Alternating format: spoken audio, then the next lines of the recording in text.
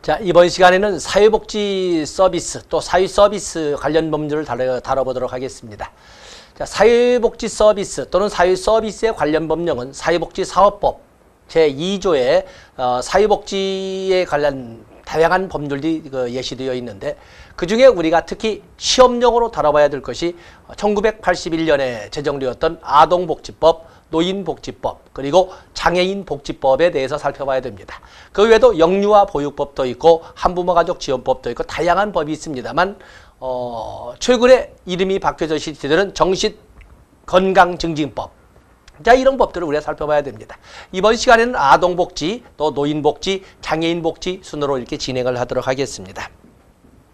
자, 첫 번째 아동복지법이 나와 있습니다. 아동복지법은 1961년에 아동복리법이라고 하던 법이 1981년에 20년 후에 아동복지법으로 바뀌어서 이렇게 시행되고 있는 건데, 여기는 법제로는 입장이지만 또한 정책론적 약간 서비스 영역으로 본다면 아동복지 서비스에 대한 다양한 학자들의 연구 중에 정책론으로 출제될 수 있는 것이 바로 카두신의 분류가 되겠습니다. 카두신은 아동복지 서비스를 지지적 서비스, 보조적 서비스 또는 보조적을 보완적 서비스 또는 보충적, 영어 번역이니까 이렇게 부르기도 합니다. 그리고 대리적 서비스로 나눴습니다. 자, 먼저 우리가 하나 제거한다면 대리적 서비스라고 하는 것은 완전히 자기 집은 떠나는 겁니다. 완전히 자기 집은 떠나는 건데, 그래서 일시적으로 다른 사람의 집에서 생활을 하도록 해서 복지를, 아동복지를 도모하는 것은 가정유탁 서비스.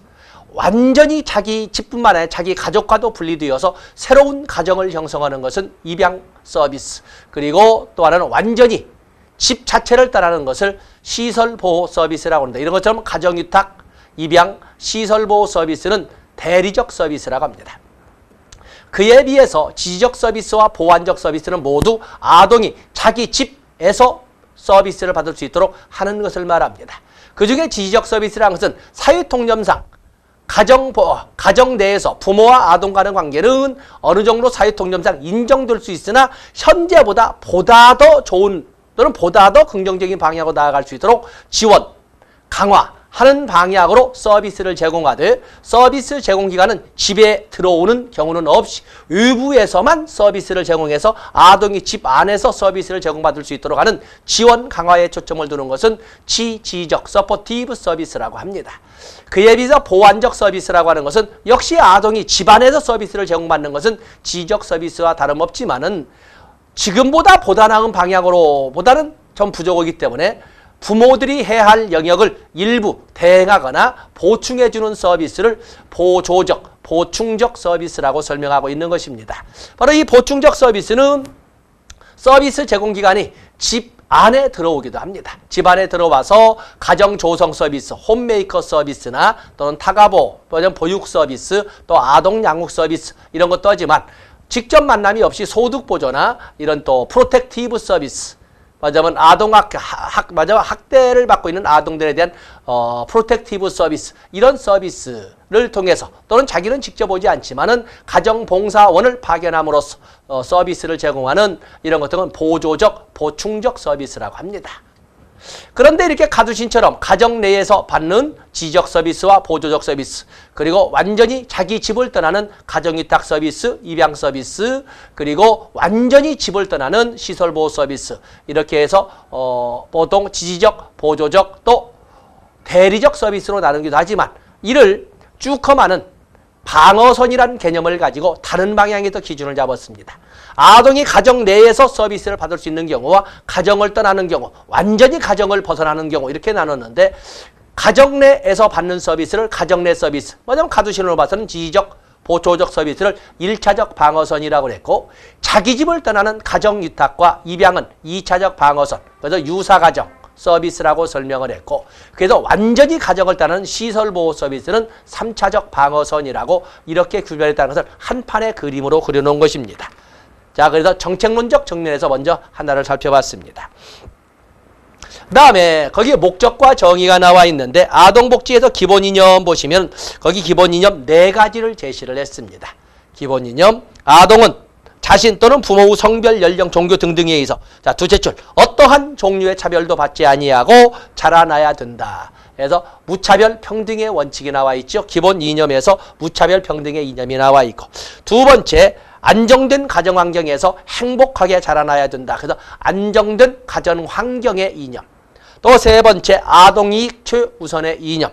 네 번째 보호와 지원을 받아야 된다는 이념. 뭐 이렇게 네 가지 이념을 제시했는데 1989년에 유엔 총회에서 만장일치로 통과되고 우리는 1991년에 가입한 아동 복리 및 아동 복지 및 권리에 관한 협약, 아동 복지 권리 협약이 나와 있는데 바로 거기에서도 강조하는 것은 무차별 평등의 원칙, 그리고 아동이익 최우선의 원칙도 있지만 생존 및 발달의 원칙, 그것도 참여의 원칙, 이러한 원칙 등을 강조하고 있다는 거. 그래서 아동 권리 및 복지에 관한 협약의 공통된 내용으로서는 바로 무차별 평등의 원칙과 그리고 아동이 최우선의 원칙이 우리 아동복지법에도 들어있다는 것을 알아주시면 되겠습니다.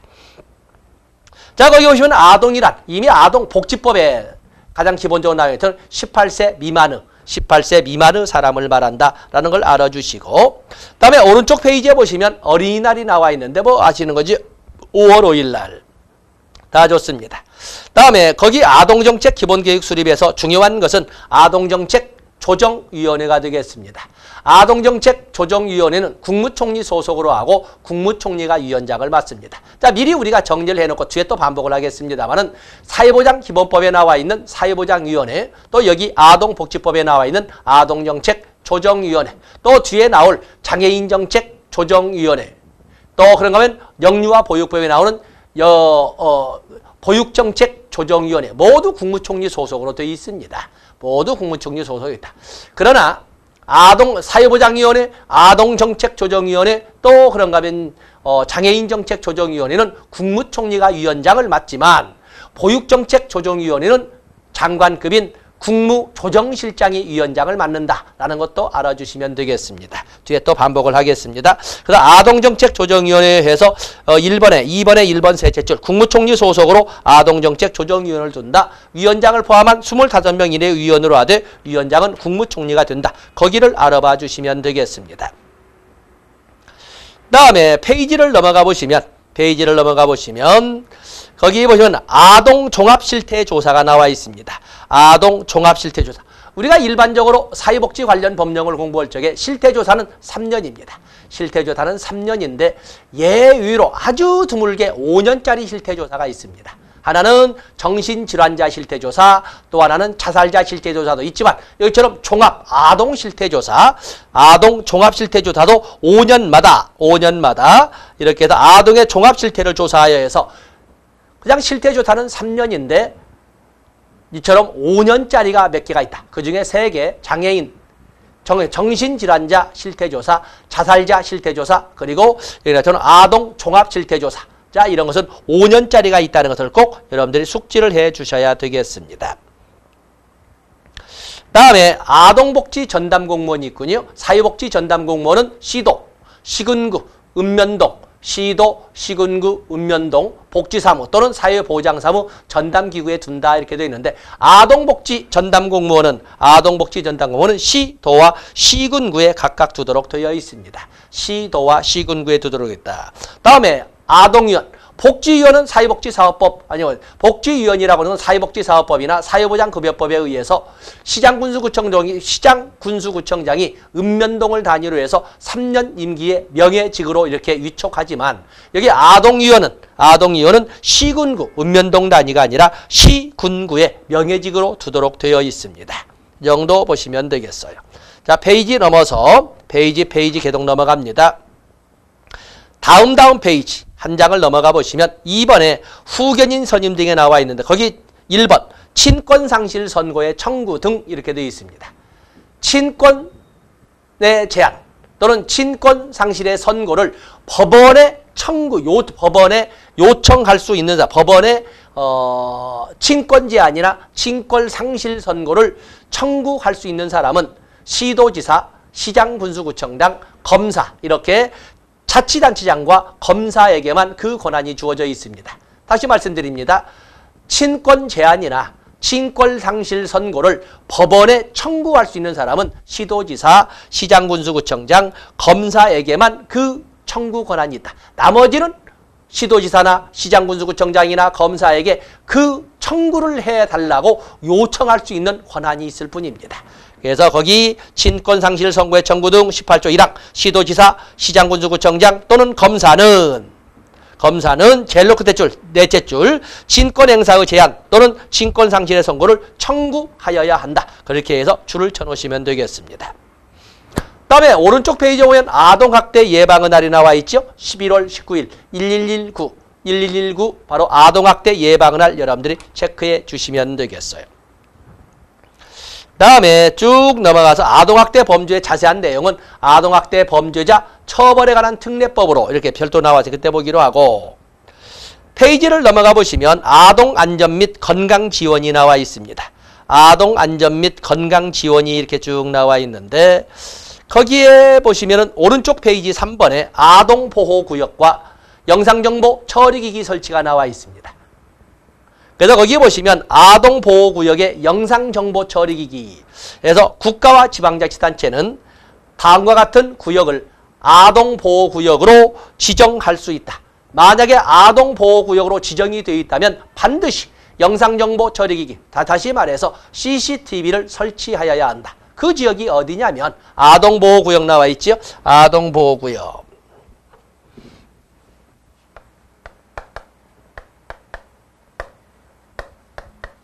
아동보호구역은 도시공원, 아동보호구역은 도시공원, 어린이집, 유치원,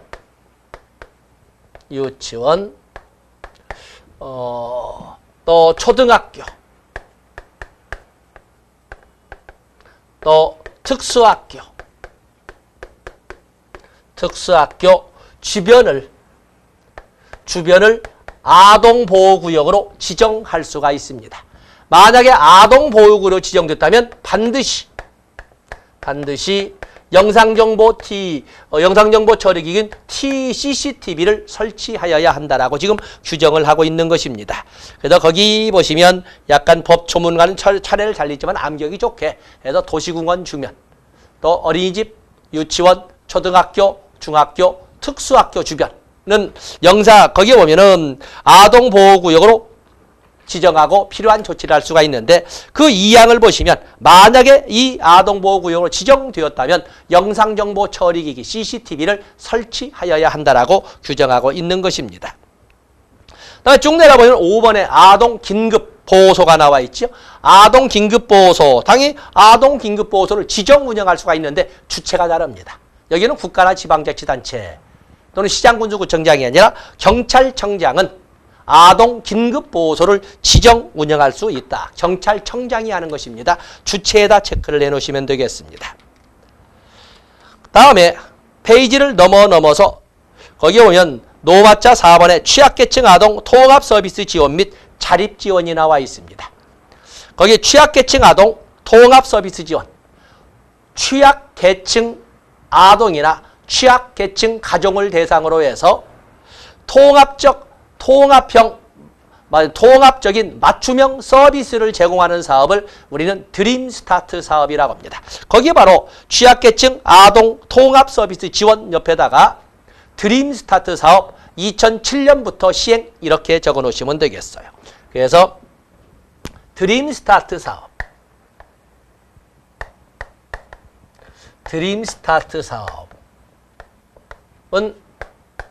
2007년부터 시행을 했지요. 2007년부터 시행을 했습니다. 0에서 12세의 취약계층 아동을 대상으로 해서 통합적인 맞춤형 서비스 제공을 하는 통합적인 맞춤형 서비스 제공 사업을 드림스타트 사업이라고 하는 겁니다. 0이라고 하는 것은 임산부를 포함했기 때문에 그렇습니다. 그래서 그렇게 보시고, 다음에 페이지를 넘어가시면 자산 형성 지원이 나와 있습니다.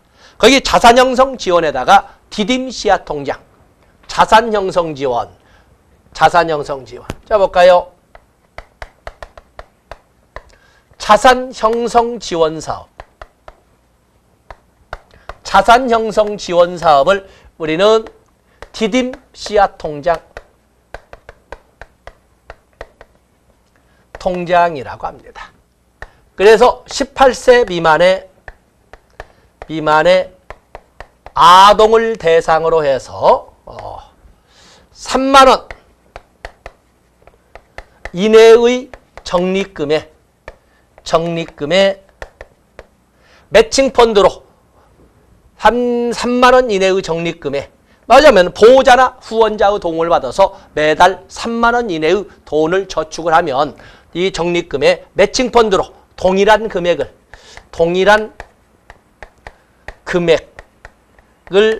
같이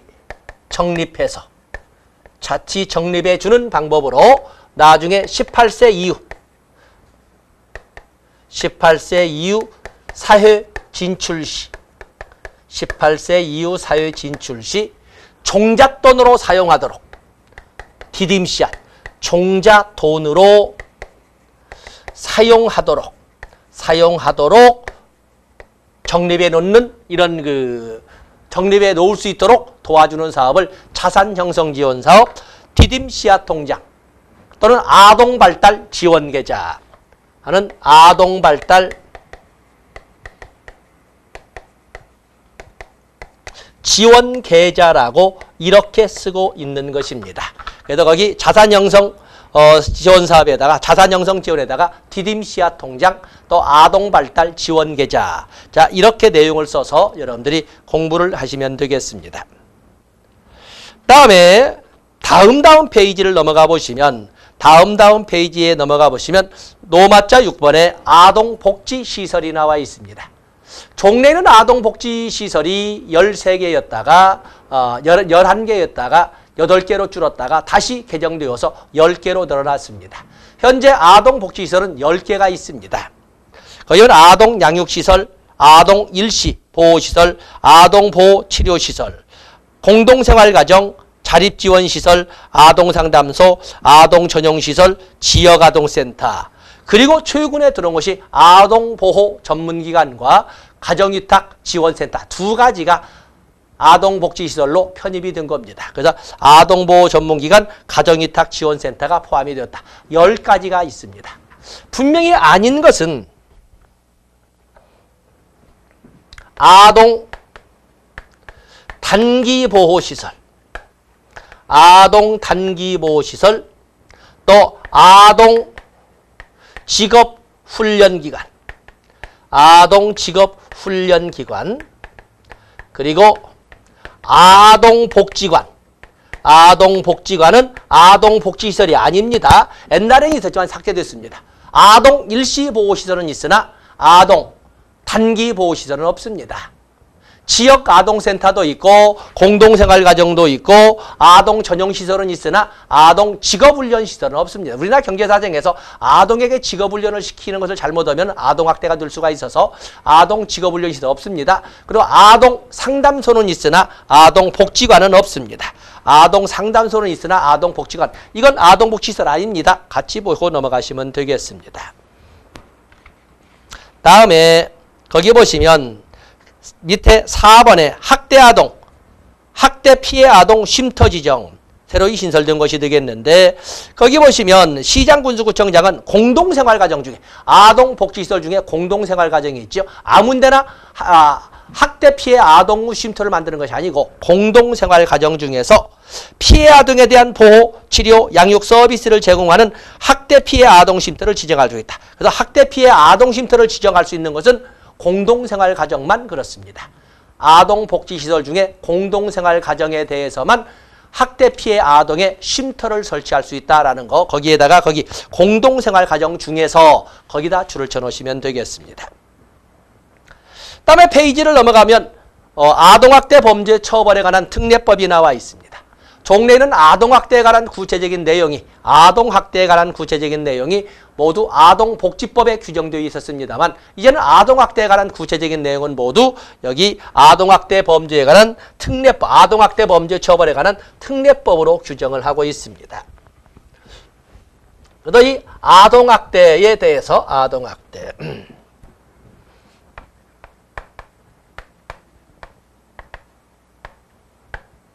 아동학대의 개념은 아동학대란 보호자를 포함한 성인에 의한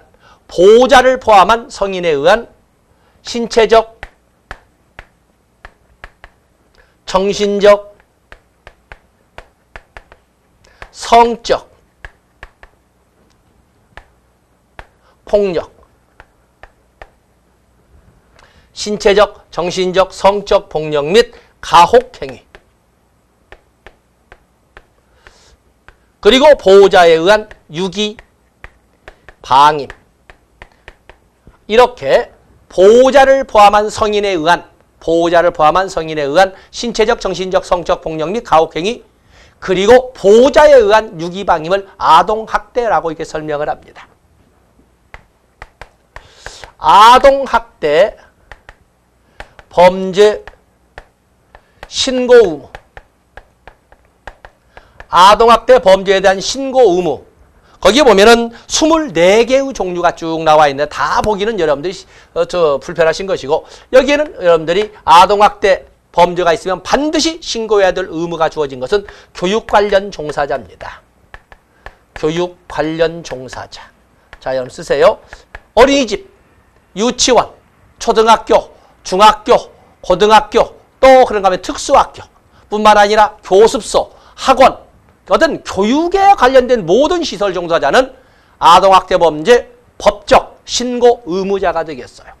만약에 이들이 안 나와서 모른다면 의료 관련 종사자, 응급구조사, 119 구급대 구급대원, 또 의사, 간호사, 또 뿐만 아니라 의료기기 기사, 말하자면 CT 촬영이나 MRI 촬영을 일하는 의료기기 기사, 자, 이런 사람들은 법적 신고 의무자가 되겠어요. 그런가 하면 시설 관련 종사자, 뭐 아동복지시설은 당연한 거고 복지 관련 시설의 종사자는 무조건 법적 신고 의무자라고 할 수 있습니다. 하물며 입양 시설에 대한 것들도 다 마찬가지입니다. 그래서 이렇게 보시고, 또 그런가 하면은 이 아동학대 범죄 신고 의무, 아동학대 범죄 신고 의무에는 복지 관련 공무원, 복지 관련 공무원, 법적 신고 의무자입니다. 또 그러면 아동 돌보미 지원법에 의한 아이 돌보미 지원법, 아이 돌보미, 또 그런가 하면 드림 스타트 사업,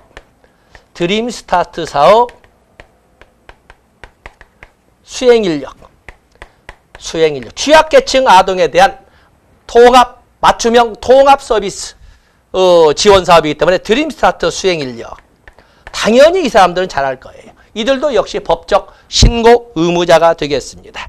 그래서 여기 특히 23번 보면 취약계층 아동에 대한 통합 서비스 지원 수행 인력, 즉 드림 스타트 사업 수행 인력도 법적 신고 의무자고, 23번의 아이 돌보미도 그렇고, 우리가 보면 크게 나눠보면 이렇게 보통 6개의 범위로 나눠볼 수가 있다.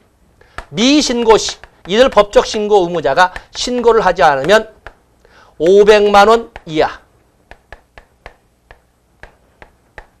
과태료를 물도록 되어 있고, 바로 이 아동학대 범죄 신고 의무자가 아동학대 시, 아동학대를 했다면 이들은 법정 형량의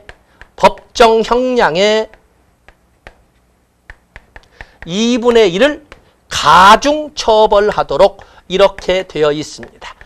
모두 근거법이 어디예요? 아동학대 범죄 처벌에 관한 특례법으로, 아동복지법 아닙니다. 예, 이렇게 규정이 됐다는 것을 알아주시면 되겠습니다.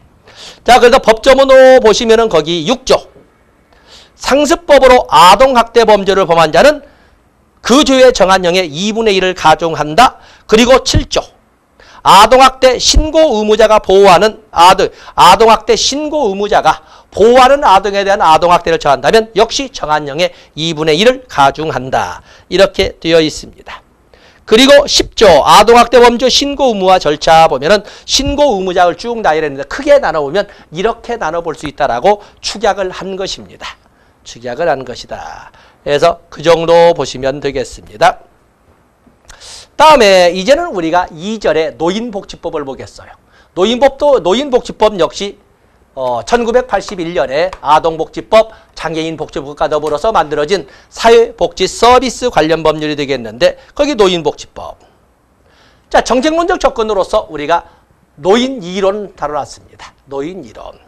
우리가 노인 이론을 이렇게 다뤄보면은 노인 이론을 다뤄보시면 노인 이론에는 한 10여 개가 있지만 그중에 주로 출제가 되는 것이 분리 이론, 활동 이론, 성공적 노화 이론, 또 그런가 하면 현대화 이론, 그리고 교환 이론이 있습니다.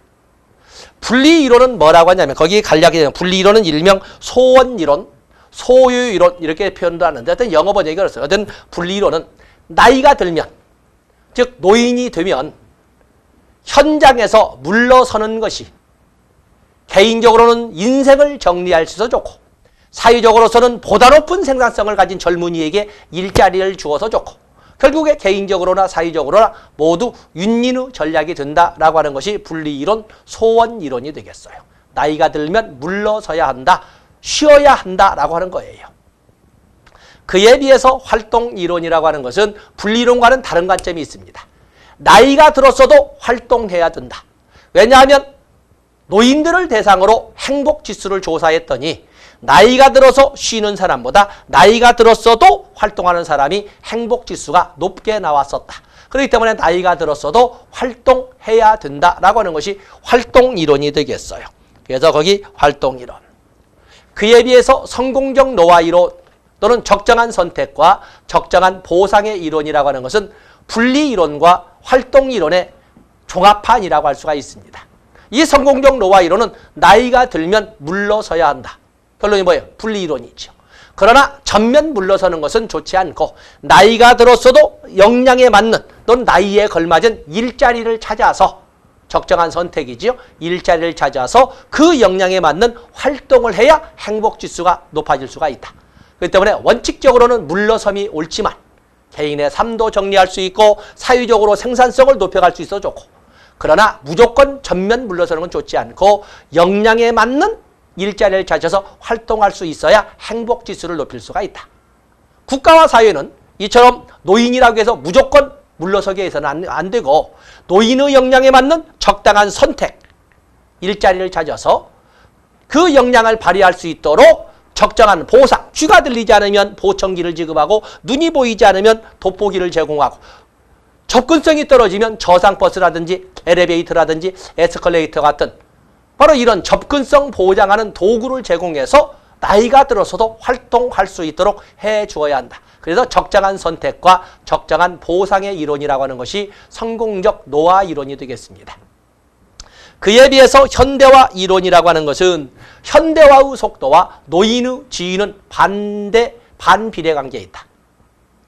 현대화 속에서는 결국에 과학기술의 발달, 생명공학의 발달은 노인의 희소성을 떨어뜨렸어요.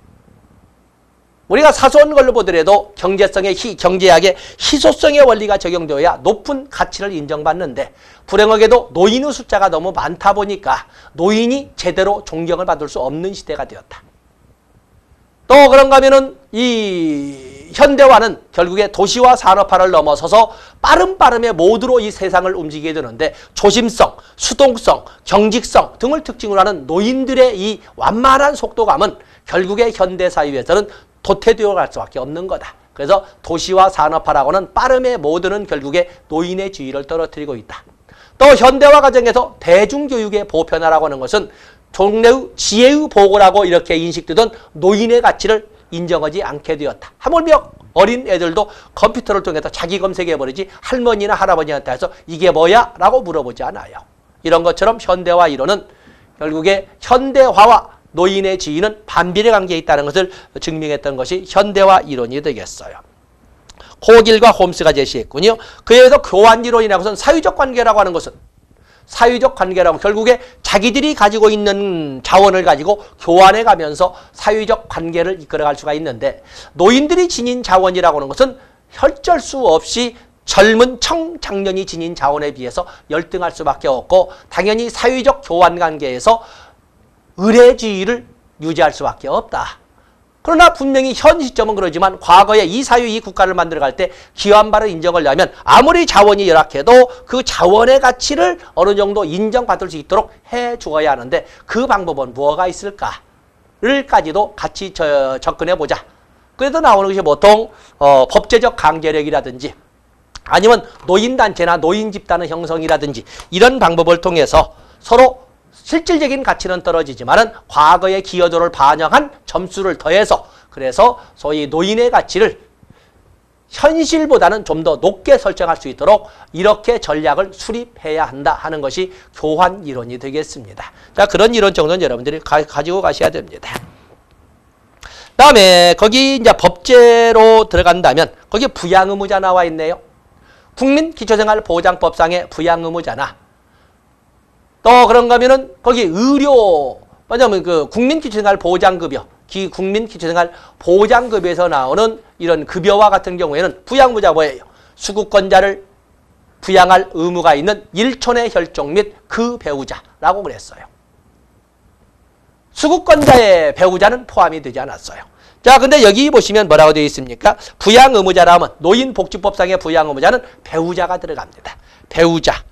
그리고 직계 비속. 직계 혈족이라고 하면 부모까지 들어가는데 노인에게 부모를 둔다 말이야. 그래서 직계 비속 및 그 배우자. 그래서 노인복지법상의 부양의무자에는 바로 노인의 배우자도 포함된다는 것을 알아주시면 되겠습니다. 다음에 치매가 나와 있는데 치매는 셋째 줄인 것처럼 후천적인 다발성 장애. 많은 사람들이 아직도 이 치매를 유전질환으로 이렇게 보고 있는데 그게 아니고 후천적인 다발성 장애라는 데 줄을 쳐놓으시면 됩니다. 다음에 노인학대가 나와 있는데 노인학대. 노인학대는 아동학대와는 달리 뭐가 들어가 있어요? 두 가지가 더 들어있는데 노인학대란 신체적, 정신적, 정서적, 성적 폭력 및 가혹행위 그리고 경제적 착취 그리고 유기 방임이 들어갑니다. 그다음 아동학대에 나오는 용어 중에 용어에다가 뭘 포함했어요? 정서적 폭력 그리고 경제적 착취 두 가지가 같이 가미된 겁니다. 그래서 거기 신체적, 정신적, 성적 폭력, 가혹행위, 유기방임은 아동학대도 들어있지만 거기는 정서적 그리고 마지막 줄에 있는 경제적 착취는 노인학대에서 새로이 들어간 내용이다 해서 노인학대의 개념을 가지고 접근하셔야 되겠습니다. 그다음에 다음 페이지 보면 노인의 날 나와 있죠. 10월 2일을 노인의 날이라고 한다. 그다음에 3번에 노인복지상담원, 아동복지 전담공무원, 아동복지 전담공무원은 시군구에 둔다 하는 것처럼 여기 노인복지상담원도 시군구에 둔다. 사회복지사 자격증을 가진 사람으로 시장군수구청장이 공무원으로 임명한다. 뭐 이렇게 되어 있습니다. 그래서 아동복지상담원 그 정도 보시고 다음에 다음 페이지에 보시면 노인에 보면 노인 일자리 전담기관 거기 중요 표시하시고 노인 일자리 전담기관에는 노인 인력 개발기관, 노인 일자리 지원기관, 노인 취업 알선기관 세 가지를 노인 일자리 전담기관이라고 설명을 합니다. 그래서 노인 인력 개발기관, 노인 일자리 지원기관, 노인 취업 알선기관이 있는데 그중에 노인 일자리 지원기관, 지역사회 등에서 노인 일자리의 개발 지원, 창업 육성 및 노인에 의한 재화의 생산 판매를 직접했던 거예요. 직접 담당하는 기관을 노인 일자리 지원기관이라고 합니다. 그래서 노인 일자리를 개발하고 지원하고 또 창업이나 육성을 돕고 또 노인이 만든 재화를 생산하고 판매하는 것을 직접 지원하는 기관을 노인 일자리 지원기관이라고 합니다. 거기 노인 일자리 전담기관을 꼭 봐주시고 다음 페이지로 넘어가 보시면 바로 거기 노인복지시설이 나와 있지요. 노인복지시설에서 노인복지시설에는 바로 6개가 나와 있습니다. 노인 주거복지시설, 노인 의료복지시설, 노인 여가복지시설, 그리고 재가노인복지시설, 노인보호전문기관, 그리고 최근에 새로 들어온 것이 노인 일자리 지원기관이 있는데 각각의 종류, 그중에 노인 주거복지시설에는 양로시설, 그리고 노인 복지주택, 그리고 노인 양로, 그러면 노인 공동생활가정, 이렇게 세 개가 있습니다. 노인 주거복지시설 중에 양로시설과 노인복지주택은 사회복지사업법상 사회복지시설은 300명을 초과할 수 없지만 양로시설과 노인복지주택은 300명을 초과해도 됩니다. 다음에 노인의료복지시설은 노인요양시설과 노인요양공동생활가정, 노인요양시설도 역시 300명을 초과해도 됩니다. 자, 보시고. 다음에 노인여가복지시설은 세 가지가 있는데 경로당, 노인교실, 그리고 노인복지관이 있는데 경로당과 노인교실은 사회복지사를 채용하지 않아도 됩니다. 경로당과 노인교실은 사회복지사를 채용하지 않아도 된다. 다음에 재가노인 복지시설 페이지 또 넘어가 보면 그중에 5대 서비스가 있는데, 자, 이것은 노인 장기요양 보험법에 의해서 노인 장기요양 보험법에 보면 재가복지의 6가지 종류, 그중에 방문, 간호를 뺀 나머지를 5대 서비스로 활용할 수 있다고 그랬습니다. 그래서 같이 봐주시면 되겠어요. 다음에 거기 보면은 뭐 노인학대 신고 의무 나와 있고, 노인학대 신고 의무자가 신고하지 않으면 역시 아동학대 신고 의무자가 아동학대 범죄를 신고해야 될 의무자가 신고하는 것처럼 500만 원 이하의 과태료를 물도록 되어 있습니다. 그것도 보셔야 됩니다. 다음에 노인, 거기 보면 요양보호사 결적사항 나와 있죠. 요양보호사. 왼쪽 페이지 요양보호사 설명되어 있습니다만, 요양보호사는 정신질환자나 또는 거기 요양보호사 자격이 취소된 지 1년이 경과되지 아니한 사람은 될 수 없습니다. 뿐만 아니라 금고 이상의 형의 선고를 받고 끝나지 않은 사람, 또 법원 판결로 자격이 정지되거나 상실된 사람, 또 마약, 대마, 향정신성 의약품 중독자, 또 그런가 하면 거기 금치산자, 한정치산자도 있는데 아직 개정이 안 되어서 그렇습니다. 자, 될 수 없습니다. 그러나 여기에 분명히 알코올 중독자는 없죠. 알코올 중독자, 사회복지사도 될 수 있고 요양보호사도 될 수 있습니다. 또 그런가 하면 여기에 또 파산자도 언급하지 않죠. 파산자로서 복권되지 아니한 자, 아무런 관련 없이 사회복지사도 될 수 있고 요양보호사도 될 수 있습니다. 그래서 알코올 중독자 관련 없다, 파산자로서 복권되지 아니한 자 관련 없다라는 걸 알아주시면서 같이 정리하시면 되겠습니다. 자, 이렇게 해서 이번 시간에는 아동복지와 노인복지에 관해서 중요 조항을 우리가 일별을 했습니다. 이 시간 여기까지 하고 다음 시간에 장애인복지에 대해서 시작을 하고, 그리고 기타 장애인에 관련된 법령에 대해서 중요한 조문을 체크하도록 하겠습니다. 고맙습니다.